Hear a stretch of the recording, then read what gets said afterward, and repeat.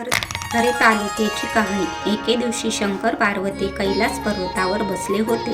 पार्वतीने शंकरास विचारले, महाराज, सर्व व्रतात चांगले असे व्रत कोणते?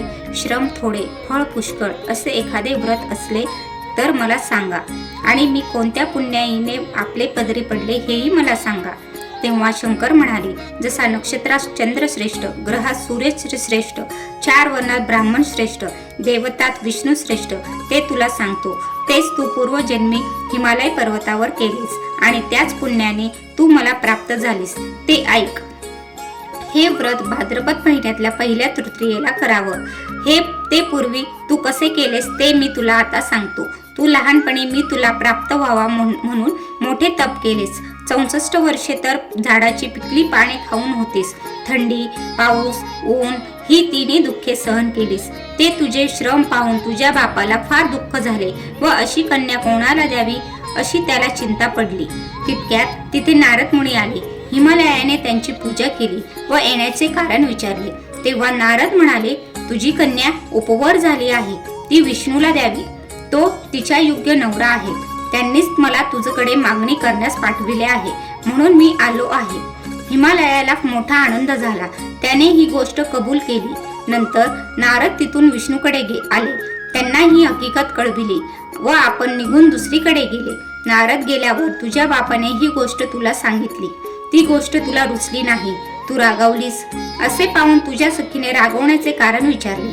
तेव्हा तू सांगितलंस, महादेवा वाचून मला दुसरा पती करणे नाही असा माझा निश्चय आहे.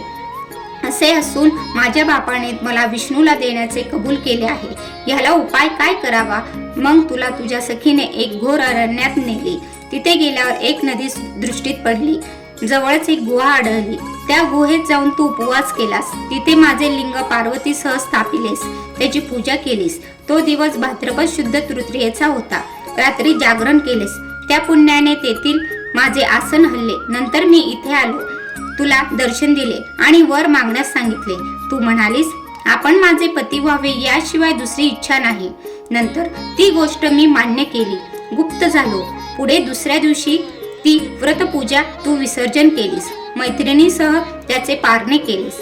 इतक्यात तुझा बाप तिथे आला.